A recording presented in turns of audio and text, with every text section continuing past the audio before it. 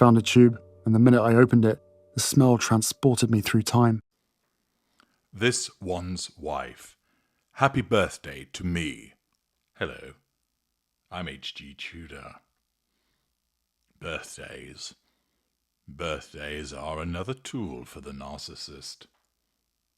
When it's your birthday, if you happen to be in the golden period, then you'll be treated to some form of extravaganza, whereby the narcissist utilizes your birthday to treat you well, but as usual, it's simply done to control you, to draw fuel from you, to make the narcissist look good in front of family and friends.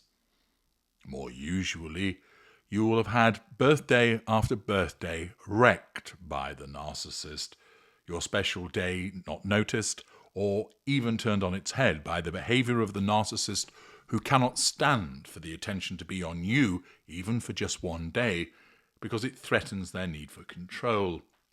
And as a consequence of that, they have to make it all about them, overshadowing your birthday, dismissing your birthday, turning up and spoiling your birthday. But when it comes to the birthday of the narcissist, well, you and the world is expected to notice.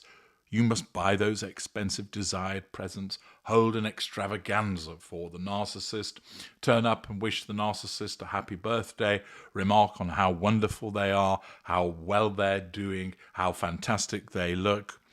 All of the praise and admiration and adoration must flow from the appliances to the narcissist. It's the narcissist's birthday. The world ought to have a holiday to commemorate it. This all arises, of course, from a consequence of the narcissist's deluded view of themselves. As you know, the internal world of the narcissist is built around fantasies about their remarkable personal abilities, their unrivaled charisma, compelling beauty, and their prospects of success. The birthday is an opportunity to allow the narcissist to exhibit their stellar attributes and seek the necessary fuel from others. Everyday reality, the majority perspective that you understand, becomes distorted because the narcissist in effect embarks upon a series of daydreams that they believe are entirely accurate. And therefore, whilst you look upon the behaviour of the narcissist and shake your head, the narcissist's own belief is that they are utterly special, marvellous, and ought to be worshipped on this particularly special day. The fact is that the narcissist will use their birthday as an occasion, like anything else, to pursue the prime aims, and it's no surprise that this one's wife has done so also. Hilariously, posted on the As Ever Instagram page, this one's wife has wished happy birthday to herself. Yes, she's not able on her personal Instagram page to show any cards or presents from the children or from Harry or from friends. Ordinarily, a narcissist would be looking to show off those items, but from the Instagram account of this one's wife personally, there comes silence. Instead, it's left to her As Ever Instagram account to commemorate the birthday. A new image appeared, which you can see in the thumbnail. Black and white, this one's wife in a garden somewhere, smiling perhaps at her own perception of how wonderful she looks. The Instagram account posted, "Celebrating the woman behind it all. She pours her heart, vision, and magic touch," I think you mean Sadim touch, "into every detail. And today we raise a glass to her. Happy birthday to our founder." Now you might think to yourself, well, hold your horses, HG. This might be other members of the team that are celebrating her birthday. But isn't it the case that this one's wife, when she was interviewed by Jamie Three Names, explained that she was the one that wrote all of the captions for the Instagram posts, that it's her Instagram that's used, and therefore she has put this up herself and wished herself a happy birthday because it would appear nobody else has done so. Now, I suspect that she'll have received some birthday wishes from non-intimate secondary sources in her fuel matrix. She hasn't displayed those because she's not able to control what they say, and therefore she might have received them personally sent to her. But she needs to ensure that the world knows that it's her birthday and that somebody loves her and that it is the people that work it as ever. And rather than it be from family or her husband or her children, it has to come from her business. Because, of course, once again, deluded woman that she is, she regards herself as a guru, a titan of industry, somebody who understands business inside out, whereas, as a consequence of her useless podcast and the Potemkin nature of this business, all we've actually witnessed is that she knows the square root of fuck all when it comes to commerce, business, or industry. And yet there she is left with having to wish herself happy birthday, which demonstrates a sorry state of affairs, but also the necessity driven by her narcissism to ensure that it's marked in some way, and once again to engage in the self-promotion that she's so well known for.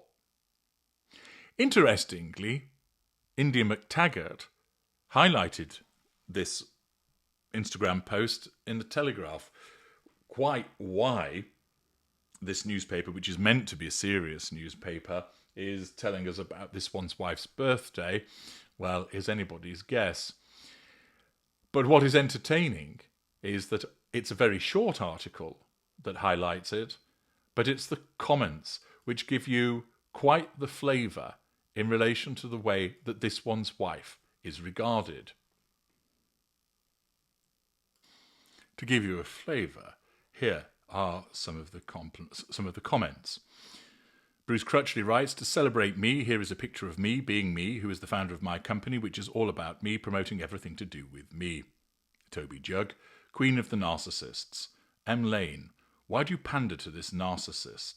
Kevin Allen, for Christ's sake, Daily Telegraph, stop. We don't want to know, we couldn't care less. This nonsensical charade must cease. J. Bell, I wonder if Markle's father will be invited to her birthday party. Colin Bushell, why is she congratulating herself? Oh, I know, because anyone of relevance doesn't give a shit. Dudley Gentle, yes, please, please, Daily Telegraph, stop featuring this irrelevant woman. KMRC, for goodness sake, it's all about me, me, me. T. George, pass me the sick bag. The Empress can't use the feminine form, has no clothes. Annoyed in Europe, lots of jewellery on display, but otherwise a common image photographically. William Jones, the Duchess of Sussex is a wine, spelled W-H-I-N-E, producer. John Coxhead, put me off my porridge this morning. M. Lewis, dear Daily Telegraph editor, no one is interested. Please stop wasting space on this couple. Paul Beard, you mean this one's wife pays tribute to this one's wife. Simon Collette Jones, would that be the black magic? Zoe Collins, and just when I was enjoying some radio silence from this narcissist, up she pops again. Happy birthday to moi, plus a couple of more years. Jory Stevenson, the woman behind it all, just sums up Harry and this one's wife's truth. Whatever little she has achieved is only because of her connection to our royal family. Should infer. Obviously she wrote that guff. Gary Reid, as my granddad would say, there's more meat on a chicken's lip. Gerald Davidson, vacuous. And on it goes. Sophie King-Watt, she hasn't launched her own rosewood wine. She's bought some cheap plonk and slapped a label on it. Probably never seen the vineyards involved. Sarah Taylor, thank you for upsetting my day with this irrelevant American. It is you and your ilk who give her the chance to make money. Michael Morris, unread and boring. Why does the Daily Telegraph give her so much space now? Gail Bridger, Yawn. Frances Jarvis, the self-promotion and grandstanding is nauseating. She's an elderly wannabe who never made the grade. Captain Sausages, more airbrushed and doctored photographs of the vain narcissist. Daily Telegraph, we've had enough. Stop giving her exposure. Martin Hughes, ghastly, difficult, narcissistic, troublemaking, bullying outcast of a woman she is, complete and utter persona non grata. M. Anderson, only a dreadful narcissist puts out self-congratulatory birthday wishes to herself and expects the rest of the world to be fooled, much like calling herself a founder of a company that is no better than Poundland. Joanne White, nauseating, self-penned guff.